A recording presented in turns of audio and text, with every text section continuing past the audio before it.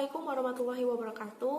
Perkenalkan, nama saya Indira Mei Maharani dengan NIM 172111336, mahasiswi IAIN Surakarta, Program Studi Hukum Ekonomi Syariah. Video ini saya buat guna untuk memenuhi tugas dari mata kuliah Hukum Perdata Internasional. Di sini saya akan mencoba mereview sebuah buku, yakni yang berjudul Pengantar Hukum Perdata Internasional Indonesia, yang ditulis oleh Profesor Dr. Sudargo Gautama, SH. Buku ini pertama dicetak pada tahun 1977 yang diterbitkan oleh Bina Cipta Bandung. Buku ini sendiri kurang lebih terdiri dari 332 halaman dan 13 bab pembahasan, yang menurut saya dari 13 bab pembahasan ini cukup banyak dan cukup mencakup semua materi sedikit banyak dari hukum perdata internasional. Kebetulan buku yang saya baca yakni memiliki sampul berwarna merah seperti yang dapat teman-teman lihat pada layar. Kurang lebih seperti inilah tampilan dari buku ini.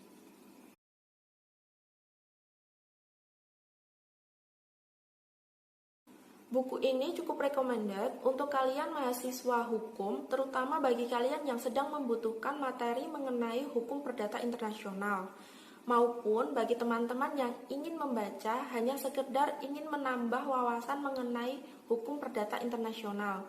Buku ini cukup cocok karena sesuai dengan judulnya, yakni Pengantar Hukum Perdata Internasional Indonesia. Jadi sebuah buku pengantar bagi teman-teman yang ingin membaca untuk sekedar menambah wawasan. Buku ini menurut saya cocok untuk dibaca.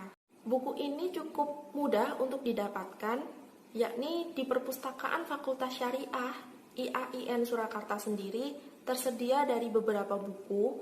Juga bagi teman-teman yang ingin membelinya, baik di toko online maupun toko offline, buku ini dapat dibeli mulai dengan harga 25.000 saja. Sedikit saya akan memberikan gambaran mengenai isi dari buku ini, yaitu pada bab pertama, pembahasan buku ini mengenai istilah-istilah atau pengertian-pengertian seperti pengertian hukum perdata internasional itu sendiri. Kemudian pada bab 2, buku ini membahas mengenai titik-titik pertalian. Pembahasannya seputar titik taut, kemudian domisili, tempat letak benda, kemudian tempat dilaksanakannya perjanjian, juga pewarisan.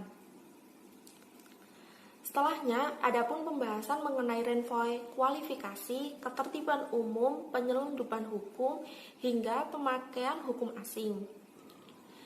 Tetapi dari saya, buku ini memiliki kekurangan, yakni dari segi gaya penulisan, di mana banyak terdapat kata yang ditulis atau diketik dengan ejaan-ejaan lama. Mungkin karena buku ini adalah cetakan lama, sehingga masih menggunakan ejaan-ejaan lama. Kemudian, penggunaan font untuk penulisannya menurut saya kurang menarik.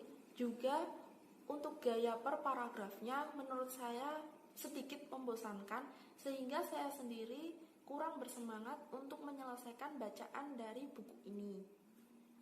Baik, sekian yang dapat saya bagikan kepada teman-teman. Semoga bermanfaat. Banyak kurangnya saya mohon maaf. Wassalamualaikum.